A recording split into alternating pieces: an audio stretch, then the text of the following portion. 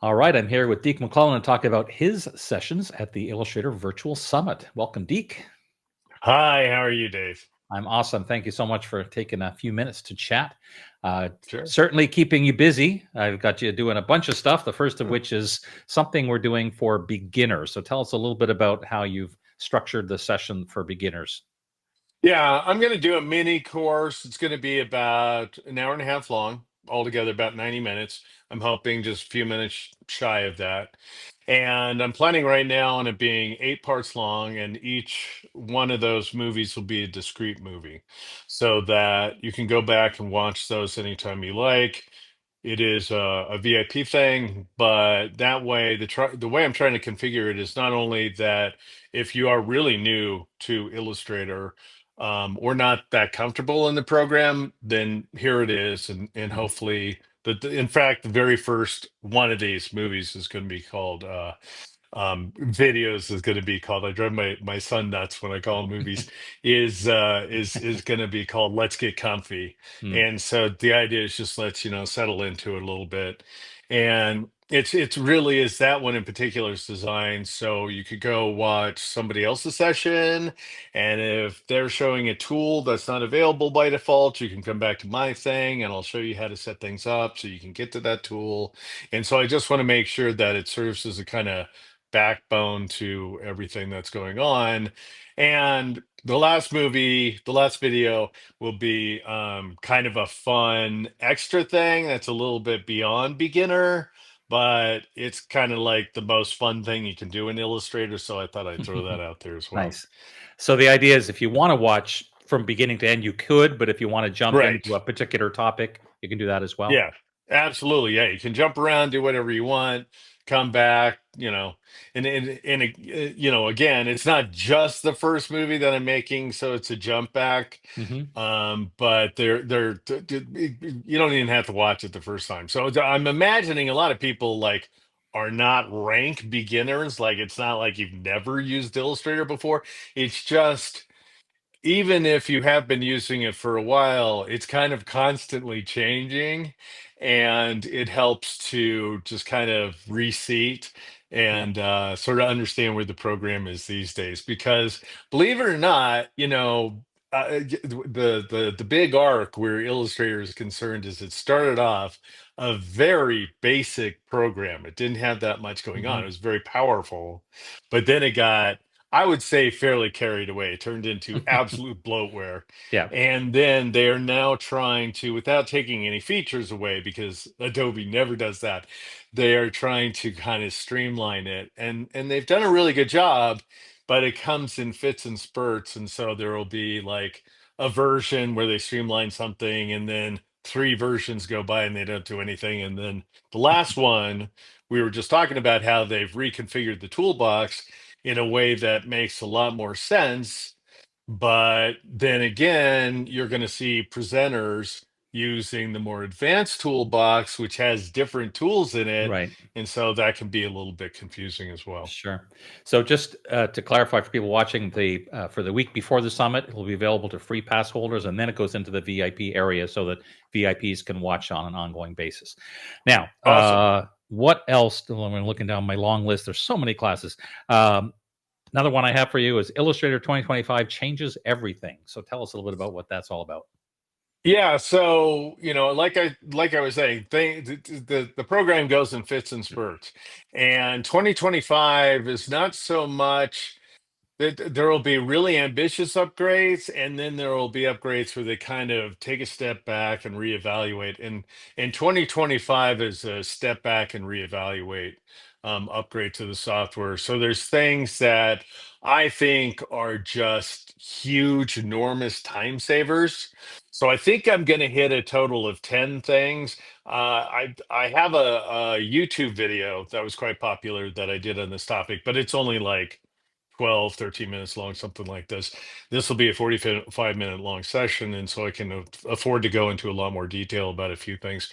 But there's, big, broad things like image trace have been overhauled, and then little things like, I don't know if this ever, I'm positive there's people who are like, oh my God, this happens to me all the time. But I I will look at somebody else's somebody else's file, and especially when it's a stock image or something like that, and they will just it's just a series of nested groups. And if you want to edit it and make it Mm, into something that you really want to evaluate, right?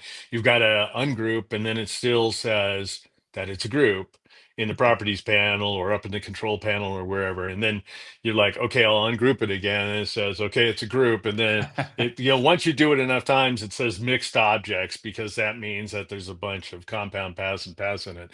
But now there's something as simple as just like an ungroup all command, and it just takes everything apart. So you mm, don't have to go through all that nonsense. And so that's just one, but there's all kinds of little things like that Adobe used to call them just in time features, or right. just do it. That was it. Just do it. JDI JDI. features. Yep. Yeah, but that was kind of stolen from Nike, so I think they stopped doing that. That is what it is, and there's a lot of those, and then there's some big meaty things as well. And I think a lot of people, it's hard sometimes to not get caught up in the hype of the big new features until Hmm. you see that one little checkbox that you're like, oh, finally, they added that one little thing that's going to make my life so much easier. Yeah, and it's so funny that the one big feature that Adobe has a habit of doing is they'll put a little blue thing nowadays, or they'll have a little blue message come up, which is better than the orange message because that means you did something wrong. But the blue messages will sometimes come up, and that means they're pushing features at you, and oftentimes they're features that you are absolutely never going to be interested in. And I would be surprised. I would like to see how this conference goes down because I have no idea what things people are going to touch on. But I'd be surprised if anyone really spends any time on the generative AI stuff, on the making Illustrator draw stuff for you, Hmm. because how many people really want to get into Illustrator and just have it draw stuff for you? Right. And it's Yep. kind of like, and it's still not up to stock art feet. Levels, quality, Hmm. and so, but that's something that has a big blue ball on it. So, Right. it is the kind of thing that I'm trying to like get beyond the stuff that's it's asking for your attention, Right. Get and past get the to the hype. stuff that's really going to help you. Yeah. Yeah. Perfect. Well, that's the kind of practical stuff that we like to hear. So the other one you're doing is drawing better, faster. So tell us about that one. Yeah, so I've been doing this one for a little while because this is an area where Illustrator has gotten really great, and I, like anybody, I love the pen tool. It's an Illustrator 1.0 feature. It's based on PostScript.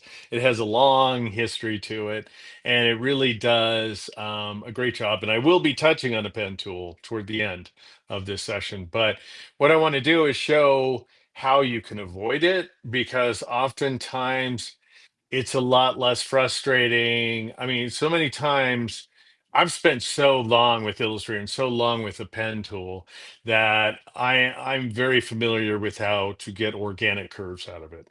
And I'll talk to people who have big frustration with that. Their curves start getting kind of lopsided, a little lumpy, and that kind of stuff.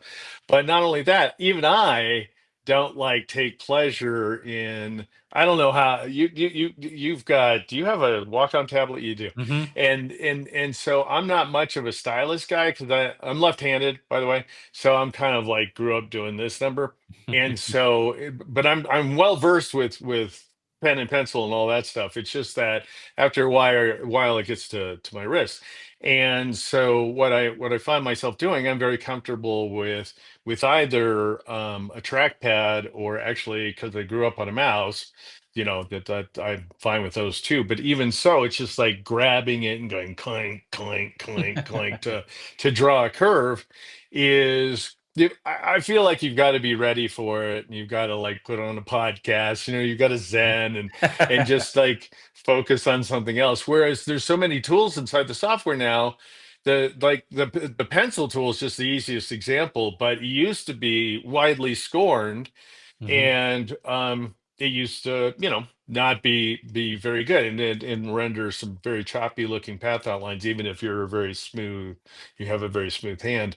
And now there's all kinds of ways to smooth it out. And this stuff has been here for a while, but and my favorite to show off, and I don't want to give too much stuff away, but my favorite to show off is dynamic round corners. So we think of these things as you've got a rectangle and you can drag this little widget, right, and just round this one corner and leave the other corners unrounded. And it's like, oh, that's so awesome. And that's actually like, well, whatever. You may do that once or twice, but or you may do it all day. I mean, I have no idea how you work, but what you can do with dynamic round corners is just see the dream thing, right? The pen tool's really easy to use if all you do is click. If all you do is set like a, the freeform polygon, if that's all you're Yeah. making, it's kind of very easy to do.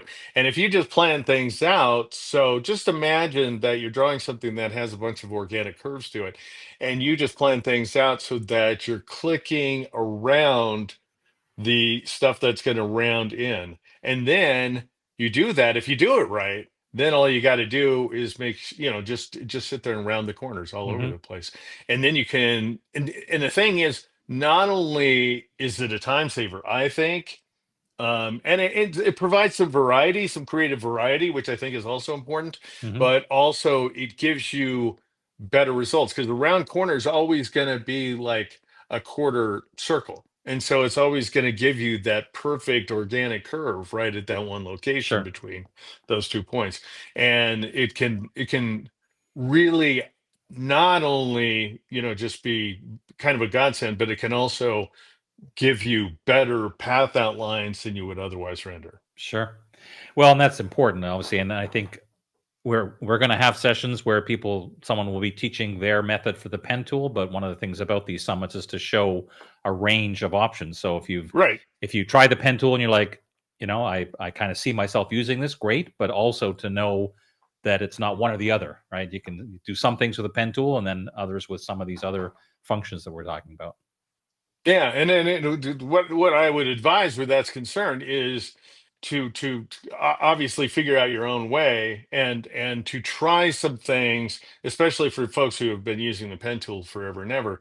Try some things, some drawings that you've done in the past, and try a different approach and see if you actually get better results with less work, so that Sure. you're not sitting there finessing. Because with the pen tool you do spend a lot of time drawing and then going back.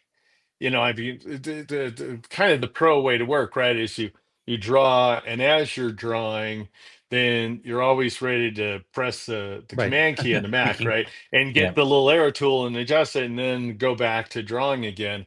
And this potentially helps you avoid a little bit of that. So again, yeah, it's just I'm not suggesting for a second that these are better ways to work necessarily, but again, it's just more stuff to add to your way of working. Your toolbox. Perfect. Your Um, toolbox, I was going to say, but I wasn't sure that was the right analogy.